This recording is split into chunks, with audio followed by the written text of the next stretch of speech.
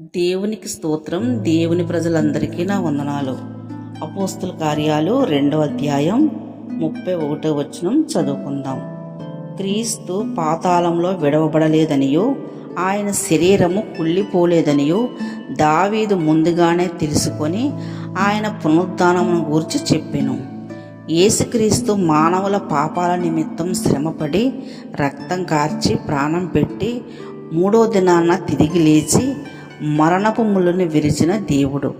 ఈ శ్రమ దినాల్లో మనం నేర్చుకోవాల్సింది ఏంటంటే, మనిషిలో ఉండే అతిక్రమం, అన్యాయం, కోపం, ఈర్ష, ఎదుటివారిని నిందించడం, అవమానపరచడం, బాధ పెట్టడం, ఎదుటివారి మీద సొనగడం, చిన్నచూపు చూడడం, అన్యాయంగా ఎదుటివారిని అణగత్రొక్కడం, ఇవన్నీ మానుకోవాలి. ఎందుకంటే దేవుడిచ్చిన 2వ ఆజ్ఞ, నిన్ను వలె నీ పొరుగువారిని ప్రేమించు అన్న మాట కోసం మార్పు చెందేవారుగా ఉండాలి.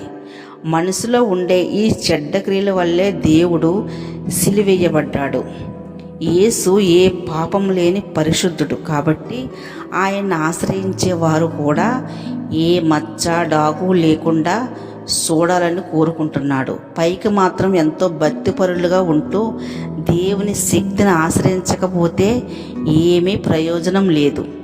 మనిషి చేసే పాపాల నిమిత్తం దైవ కుమారునికి సిలువేయబడింది.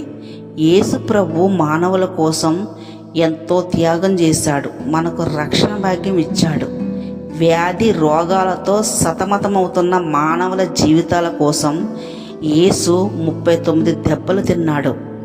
యేసు పొందిన దెబ్బల ద్వారా ఇప్పుడు ప్రతి వారికి స్వస్థత చేకూరుతుంది.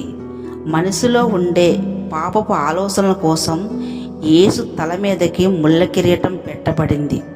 మనిషి నడిసే పాపపు నడకల కోసం యేసుకి కాళ్ళకు చేతులకు మేకులు గుచ్చబడ్డాయి.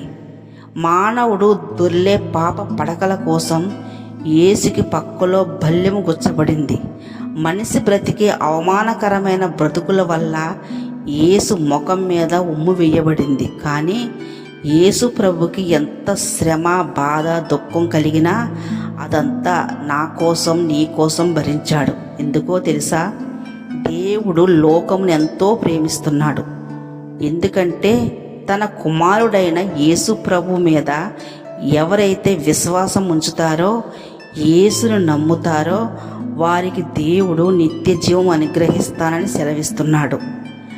లోకము దైవ కుమారుని ద్వారా రక్షణ పొందాలని పరలోకపు తండ్రి అయిన దేవుడు కోరుకుంటున్నాడు. యేసు మరణపు ముళ్ళుని విరిసిన మహనీయుడు. 3వ దినాన్న మృత్యుంజయుడై లేచి తన్ను తాను అనేక మందికి కనపరుచుకున్నాడు. యేసు ప్రభు పాతాళంలో విడవబడలేదు. ఆయన శరీరం కుళ్ళిపోలేదు. తండ్రి అయిన దేవుడు ఆయన్ని లేపాడు కాబట్టి పునరుద్ధానుడై లేచి ఉన్నాడు. ఈ లోకంలో ఎవరి సమాధి చూసినా ఖాళీగా లేవు. యేసుక్రీస్తు సమాధి ఒకటే ఖాళీగా ఉంది. యేసు మానవుల కోసం వచ్చాడు, రక్తం కార్చాడు, ప్రాణం పెట్టాడు, తిరిగి లేచి తండ్రిని చేర్చుకున్నాడు. ఇదిగో త్వరలోనే మళ్ళీ తిరిగి రాబోతున్నాడు. కాబట్టి ప్రతి వారు ఇది గ్రహించుకోవాలి. మన ఆత్మలకు రక్షణ ఇచ్చేది యేసుక్రీస్తు మాత్రమే.